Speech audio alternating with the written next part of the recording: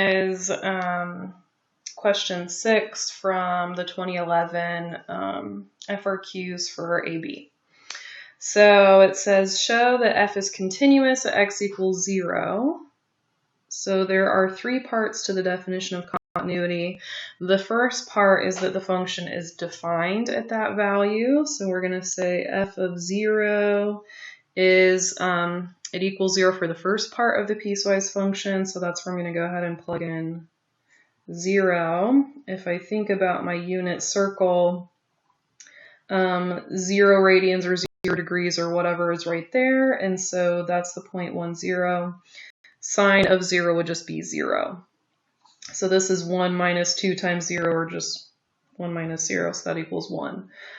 So that means that f of 0 is defined. The second part of the definition of continuity is that the limit exists. That means that the left-hand limit and the right-hand limit agree with each other. So I'm going to say the limit as x approaches 0 from the left of f of x is 1. That's what we just found out. The limit as x approaches 0 from the right of f of x. If I were to plug in 0, I would get e to the negative 4 times 0, or e to the 0. We know that anything to the 0 power is 1. So this means that the limit as x approaches 0 of f of x exists. And then the third part of the definition of continuity is that whatever you got when you evaluated and whatever you got for the limit are equal to each other. So f of 0 is 1, and the limit as x approaches 0 is 1, and so those two things equal each other. And now we can make our conclusion. Therefore, f is continuous at x equals 0. All right, next problem says to rewrite, or not rewrite, but express the derivative as a piecewise function, and then find the value of x for which the derivative equals negative 3. So actually I'm going to go ahead and do this on the back of the page since there wasn't much room. So this is b. F of x is 1 minus 2 sine x. E to the negative 4x, where x is less than or equal to 0, x is greater than 0. Okay, so the derivative of 1 is 0, derivative of negative 2 sine x is negative 2 cos x. Derivative of e to the negative 4x is e to the negative 4x multiplied by negative 4. So this is if x is less than 0, if x is greater than 0. I don't know right now what's happening at 0 exactly. If I wanted to check and see if the derivative should include 0, I could do that. I'd have to use the left-hand limit and the right-hand limit to make sure that the function itself and the derivative are both continuous. However, the problem didn't say that we needed to include 0. It said for x does not equal 0. So I'm going to go ahead and ignore that part. Now it wants to know when the derivative equals negative 3. This is not asking you to evaluate the derivative at negative 3. It wants to know when the derivative equals negative 3. So what I'm going to do now is I'm going to take each piece of the derivative and set those equal to negative 3.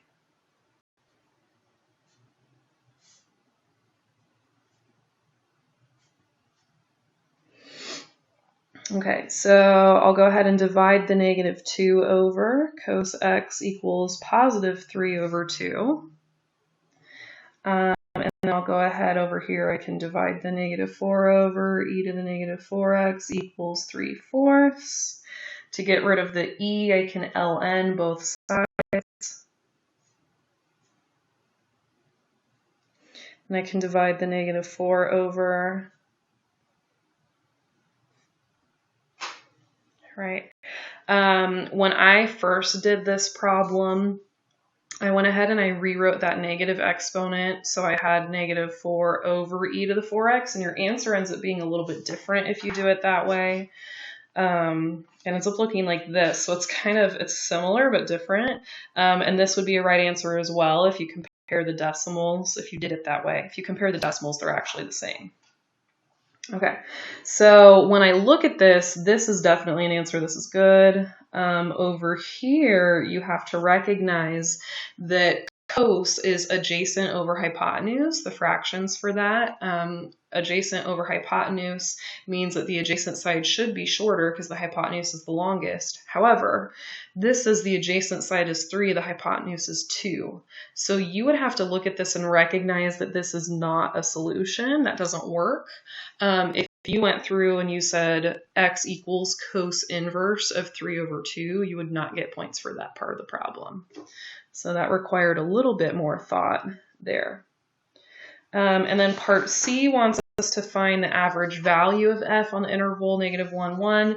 Again, not part of unit 1, but it's still a good FRQ. So average value, we're going to do 1 over b minus a.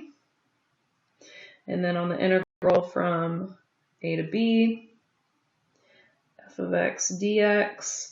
And then for me to do this problem, since it's a piecewise function, I do actually have to break up this integral.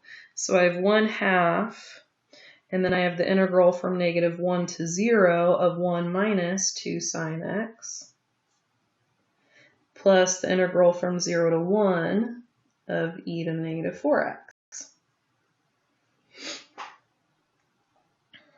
Okay, so the first part's going to be good. The second part is going to require u substitution. So u equals -4x. Derivative is -4 dx. I do not have a -4 hanging out there. Again, I'm going to change the entire problem to be in terms of u.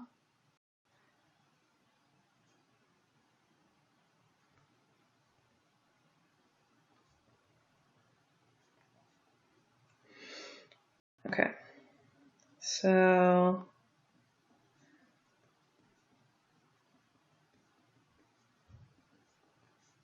-1/4 in the front because of that part. Instead of being from 0 to 1, it's now from 0 to -4, e to the u du. Okay, so keep the 1/2. I've got x. The antiderivative of -2 sine x is +2 cos x. Not plus, minus.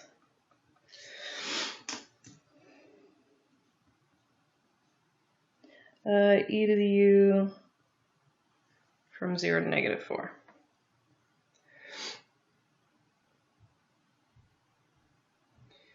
All right, so I'm going to keep the 1/2. I've got 0 plus 2 cos 0 minus -1 plus 2 cos -1 minus 1/4 times e to the -4 minus e to the 0. And honestly, that's so much. I would leave it right there. If you clean this up, though, just to know what you've got, that's nothing. Cos of 0 is 1, so I've got 2 times 1, 2, plus 1, minus 2 cos -1, minus 1/4 e to the -4, plus negative times negative is plus, and then e to the 0 is 1, so plus 1/4.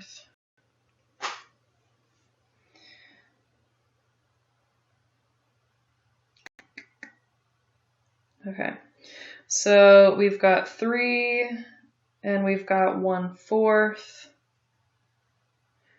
That's 13/4.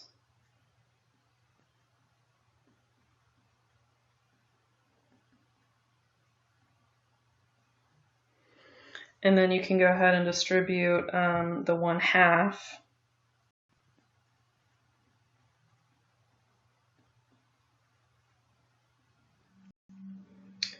And And then that's the answer right there. But I would not do that. I'd stop right there.